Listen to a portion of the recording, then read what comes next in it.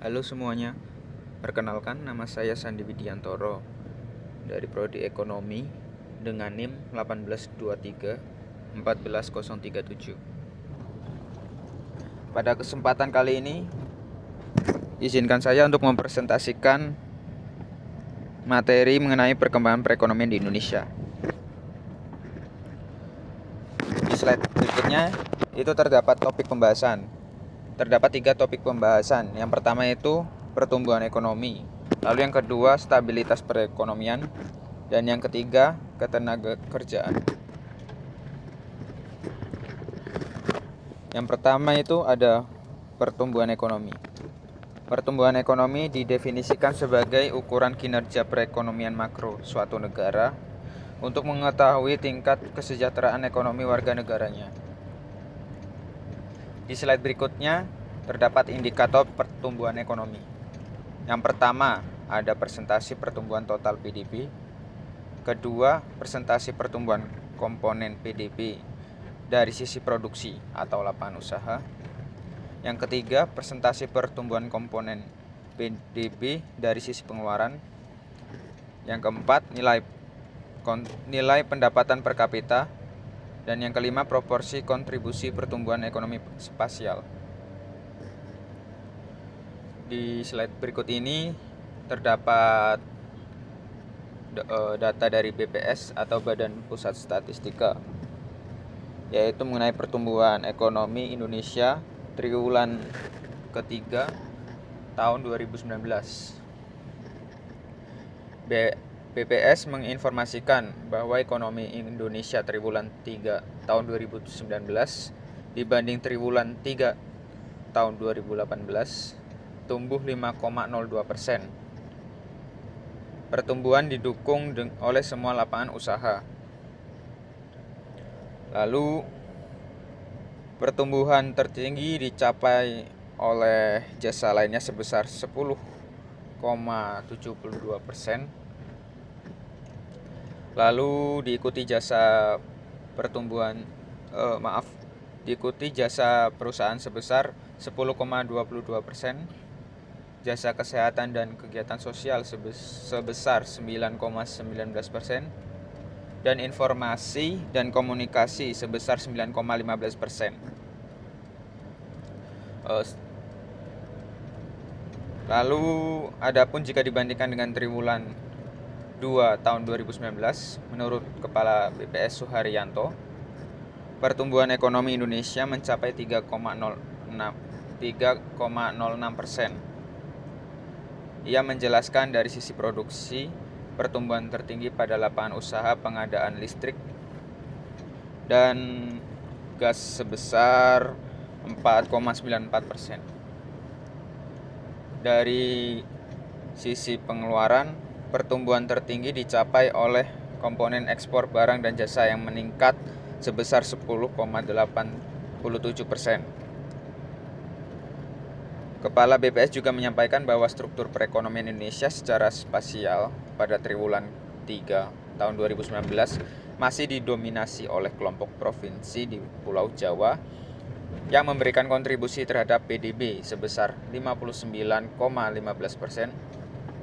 Lalu diikuti oleh Pulau Sumatera sebesar 21,14%, lalu Pulau Kalimantan 7,95%, dan Pulau Sulawesi 6,43%. Sisanya 5,33% disumbangkan ke pulau-pulau lain yang meliputi Bali dan Nusa Tenggara serta Maluku dan Papua, masing-masing sebesar 3,06% dan 2,27%. Sementara itu, Pulau Sulawesi dengan kontribusi sebesar 6,43% memiliki laju pertumbuhan tertinggi. Lalu di slide berikutnya itu masih terdapat data dari BPS, yaitu pertumbuhan ekonomi Indonesia triwulan 3 di tahun 2020. Perekonomian Indonesia berdasarkan besaran PDB atas dasar harga berlaku triwulan 3 tahun 2020 mencapai 3,8 triliun dan atas dasar harga konstan tahun 2010 mencapai 2,7 triliun rupiah. Ekonomi Indonesia triwulan 3 tahun 2020 terhadap triwulan sebelumnya meningkat sebesar 5,05%. Dari sisi produksi, pertumbuhan tertinggi pada lapangan usaha transportasi dan pergudangan sebesar 24,28%. Dari sisi pengeluaran, pertumbuhan tertinggi dicapai oleh komponen pengeluaran konsumsi pemerintah yang tumbuh sebesar 16,93%. Ekonomi Indonesia triwulan 3 tahun 2020 terhadap triwulan 3 tahun 2019 itu mengalami kontraksi pertumbuhan sebesar 3,49%. Dari sisi produksi, lapangan usaha transportasi dan pergudangan mengalami kontraksi pertumbuhan terdalam, yaitu sebesar 16,70%. Dari sisi pengeluaran, komponen ekspor barang dan jasa mengalami kontraksi pertumbuhan terdalam sebesar 10,82%. Lalu ekonomi Indonesia sampai dengan triwulan 3 tahun 2020 mengalami kontraksi pertumbuhan sebesar 2,03%. Dari sisi produksi, kontraksi pertumbuhan terdalam terjadi pada lapangan usaha transportasi dan pergudangan sebesar 15,61%. Sementara dari sisi pengeluaran, hampir semua komponen terkontraksi. Komponen ekspor barang dan jasa menjadi komponen dengan kontraksi terdalam sebesar 7,52%. Lalu struktur ekonomi Indonesia secara spasial pada triwulan 3 tahun 2020 didominasi oleh kelompok provinsi di Pulau Jawa sebesar 58,88%.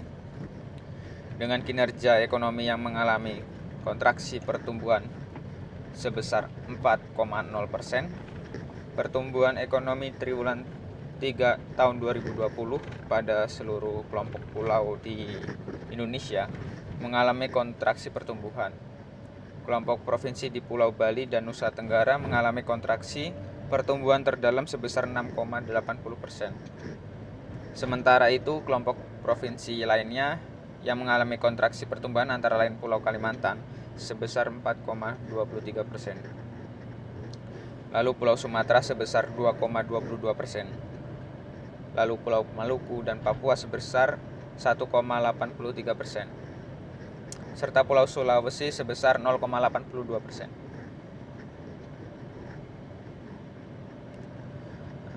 Diambil dari data BPS juga, yaitu PDB menurut lapangan usaha.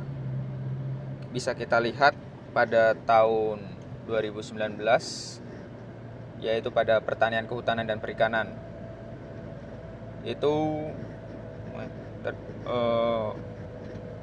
memiliki angka 3,61%. Dan pada tahun 2020 mengalami penurunan yang sangat signifikan, yaitu sampai dengan 1,75%. Lalu diikuti dengan pertambangan dan penggalian di tahun 2019 yaitu 1,22%. Lalu di tahun 2020 itu mengalami kontraksi yaitu minus 1,95%. Lalu industri pengolahan di tahun 2019 itu 3,80%. Di tahun 2020 mengalami kontraksi sampai dengan min 2,93. Dari data tersebut dapat dilihat di tahun 2020 mengalami kontraksi di berbagai lapangan usaha. Yaitu di slide berikutnya ada prospek perkembangan perekonomian Indonesia tahun 2021. Pertama itu penyediaan anggaran penanganan COVID-19 yang diadakan suatu negara guna melaksanakan kegiatan vaksinasi COVID-19. Dengan adanya kegiatan vaksinasi ini tentunya akan membantu perkembangan perekonomian Indonesia menjadi lebih baik secara berangsur-angsur. Lalu yang kedua itu meningkatkan daya konsumsi masyarakat. Dengan meningkatkan daya konsumsi masyarakat, perkembangan perekonomian Indonesia juga akan lama-kelamaan akan menjadi lebih baik. Lalu yang ketiga itu ada peningkatan pada sektor investasi. Lalu yang kedua itu materi kedua itu ada stabilitas perekonomian. Stabilitas perekonomian dapat didefinisikan dasar tercapainya peningkatan kesejahteraan rakyat, yaitu melalui peningkatan pertumbuhan ekonomi yang tinggi. Dapat dilihat dari data berikut ini yang diambil dari Badan Pusat Statistik atau BPS, yaitu terdapat perkembangan indeks harga konsumen atau inflasi pada tahun 2019 di bulan Desember. Lalu di sebelahnya itu ada perkembangan indeks harga konsumen inflasi pada Maret tahun 2020. Dari data tersebut, pada Desember tahun 2019 terjadi inflasi sebesar 0,34% dengan indeks harga konsumen atau IHK sebesar 139,07%. Dari 82 kota IHK, 72 kota mengalami inflasi dan 10 kota mengalami deflasi. Inflasi tertinggi terjadi di Batam sebesar 1,28% dengan IHK sebesar 139,73 dan terendah terjadi di Watampon sebesar 0,01% dengan IHK sebesar 135,06. Sementara deflasi tertinggi terjadi di daerah Manado sebesar 1,88% dengan IHK sebesar 138,34 dan terendah terjadi di Bukit Tinggi dan Singkawang masing-masing sebesar 0,01% dengan IHK masing-masing sebesar 133,58 dan 137,78. Inflasi terjadi karena adanya kenaikan harga yang ditunjukkan oleh naiknya sebagian besar indeks kelompok pengeluaran, yaitu kelompok bahan makanan sebesar 0,78%, lalu kelompok makanan jadi, minuman, rokok, dan tembakau sebesar 0,29%, kelompok perumahan, air, listrik, gas, dan bahan bakar sebesar 0,09%. Kelompok sandang sebesar 0,05%. Kelompok kesehatan sebesar 0,29% dan kelompok transport, komunikasi dan jasa keuangan sebesar 0,58%. Sementara kelompok pengeluaran yang mengalami penurunan indeks yaitu kelompok pendidikan, rekreasi, dan olahraga sebesar 0,05%.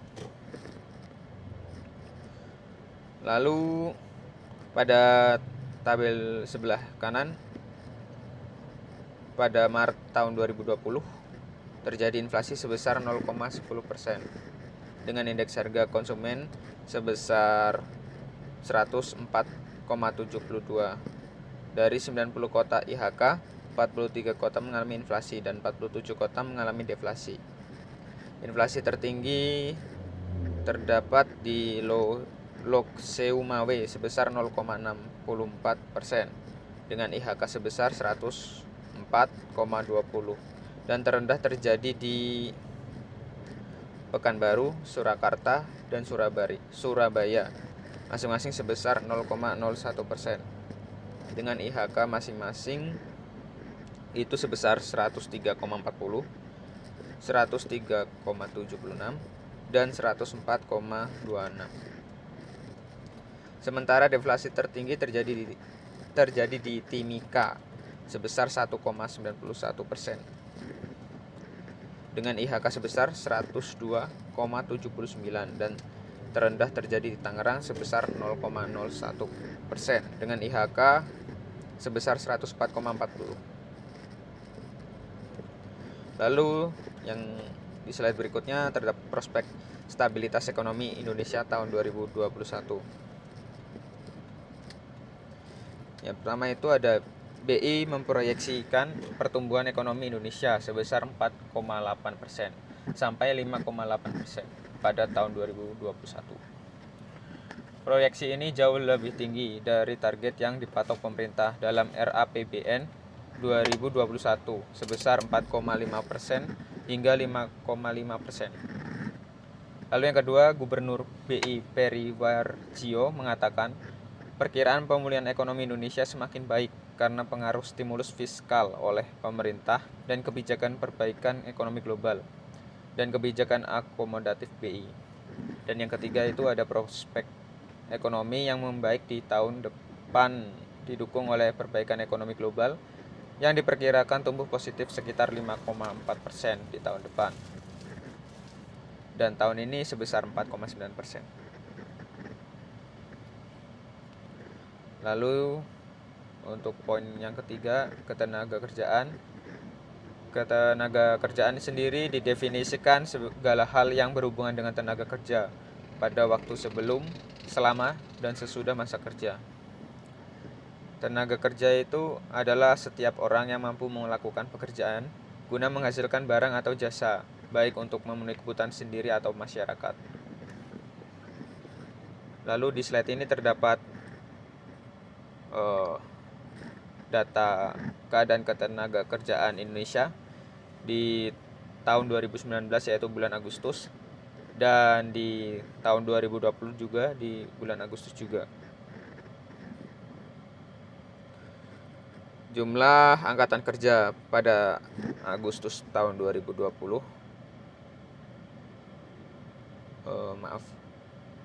tingkat pengangguran terbuka atau TPT mengalami penurunan sejak tahun 2015 sampai dengan tahun 2019.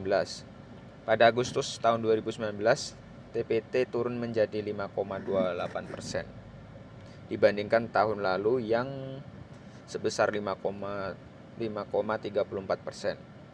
Terdapat 5 orang penganggur dari 100 orang angkatan kerja di Indonesia. Sejalan dengan naiknya jumlah angkatan kerja, tingkat partisipasi angkatan kerja juga mengalami peningkatan. TPAK Agustus 2019 sebesar 67,49%, meningkat 0,23% poin dibanding tahun lalu. Peningkatan TPAK memberikan indikasi potensi ekonomi dari sisi pasokan atau supply tenaga kerja yang meningkat. Lalu di jumlah angkatan kerja pada Agustus 2020 sebanyak 138,22 juta orang, naik 2,36 juta orang dibandingkan Agustus 2019. Sejalan dengan kenaikan jumlah angkatan kerja, tingkat partisipasi angkatan kerja juga naik sebesar 0,24% poin. Tingkat pengangguran terbuka Agustus 2020 sebesar 7,07%, meningkat 1,84% poin dibandingkan dengan Agustus 2019. Penduduk yang bekerja sebanyak 128,45 juta orang, turun sebanyak 0,31 juta orang dari Agustus 2019. Lapangan pekerjaan yang mengalami peningkatan persentase terbesar itu adalah sektor pertanian, yaitu 2,23% poin. Sementara sektor yang mengalami penurunan terbesar itu sektor industri pengolahan, yaitu 1,30% poin. Sebanyak 77,68 juta orang atau 60,47% bekerja pada kegiatan informal, naik 4,59% poin dibanding Agustus 2019. Lalu dalam setahun terakhir persentase pekerja setengah penganggur dan persentase pekerja paruh waktu naik masing-masing sebesar 3,77 persen poin dan 3,42 persen poin. Lalu rata-rata upah buruh berdasarkan hasil Sakernas Agustus 2020 sebesar 2,76 juta rupiah. Rata-rata upah buruh pada Agustus 2020 sebesar 2,76 juta rupiah per bulan. Itu lalu rata-rata upah buruh laki-laki sebesar 2,98 juta rupiah dan rata-rata upah buruh perempuan sebesar 2,35 juta rupiah. Rata-rata upah buruh tertinggi berada di kategori pertambangan dan penggalian, yaitu sebesar 4,48 juta rupiah, sedangkan terendah berada di kategori jasa lainnya, yaitu sebesar 1,69 juta rupiah. Lalu di slide berikutnya terdapat prospek ketenagakerjaan Indonesia tahun 2021. Itu terdapat upaya sektor ketenagakerjaan Indonesia untuk bangkit dari rekor terburuk menuju pemulihan pada 2021 mesti diiringi dengan ketersediaan tenaga kerja berkualitas. Pembenahan sektor vokasi pun dinilai menjadi kunci. Lalu yang kedua itu pada 2021 penyerapan tenaga kerja diperkirakan bakal mencapai angka 1 juta hingga 1,5 juta orang yang diestimasikan terus berlangsung hingga 2022 dengan penyerapan tenaga kerja mencapai 3 juta orang. Sekian dari presentasi saya, terima kasih.